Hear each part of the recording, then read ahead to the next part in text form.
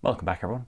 I know it's been quite a while now since I've done a video, so I thought I'd jump back in with something that I haven't seen a whole lot of on YouTube: weird acoustic pedal boards. So if you've come across players like Mike Dawes or Jon Gomm, you may well be familiar with their technical pyrotechnics on the fretboard, but they've also been just as influential in their use of effects. So it was very much with that inspiration that I started building this pedal board several years ago, and I've gradually been accumulating bits and new tricks that I can do. So I'm going to take you on a tour of the bits of gear, and much more importantly, the musical sounds and ideas that I can pull out of it. I mainly use this board for playing folk music on my guitar, both as a solo artist and with my band, Fear, and it's enabled me to explore all sorts of sounds and compositional ideas that would have been impossible without it. So let's take a look at my beloved board of tricks. So before we get into the fun stuff, let's talk about the practicalities of this. I'm using a Metro 16 pedal board from Pedaltrain, forgive all of the cable tangle here, and very importantly, given that the venues I'm playing are often small acoustic venues or open air places without a lot of access to power supplies, I use the Pedaltrain Volto rechargeable power supply. I'm not sure if these are still available, but I think there are other options out there. It's a lithium-ion battery that can be recharged over USB, and it's been an absolute lifesaver. It powers everything on this pedal board except for this pedal here, which runs off batteries. Okay, now let's make some weird noises.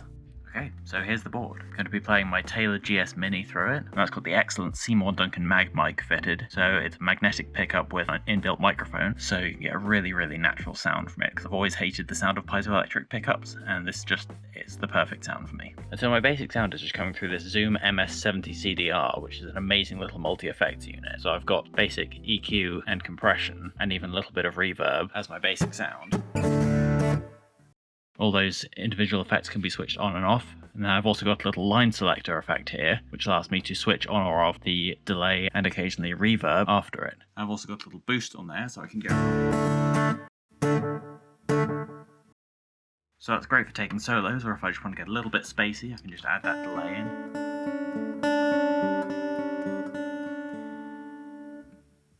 Next up, we've got the Flashback from TC Electronic. I've already got into quite a bit of detail in another video about the various uses for this, but what I'm particularly enjoying at the moment is the dotted eighth sound.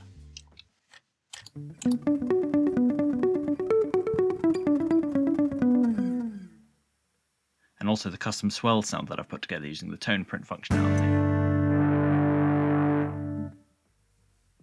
For a lot of sounds, I need to control the delay time using this little tap tempo pedal from Bright Onion Pedals. More about them later. Next in the chain, we've got the Infinite Sample Sustainer, also from TC. This allows me to set up all sorts of lovely drones underneath what I'm playing. And I add some reverb on top as well.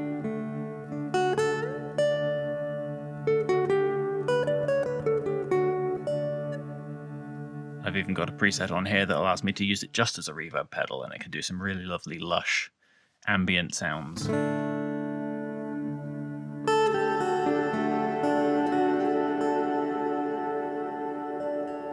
In addition, in the effects loop of this, we've got the little Mooer pitch box, which allows me to pitch shift just the sustain sound. So I can do creepy octave down drones like this.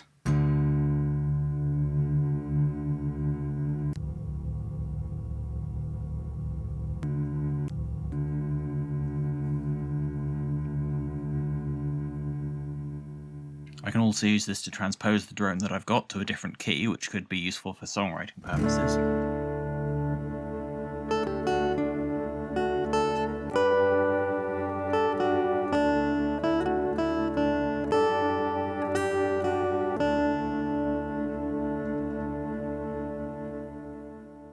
Now, last in the chain is the looper, and I've talked about this plenty in another video, but just before that is this little box from Bright Onion Pedals, which is a simple little one in, one out patch bay, which sounds pointless on the face of it, but what it allows me to do is reroute the pedals.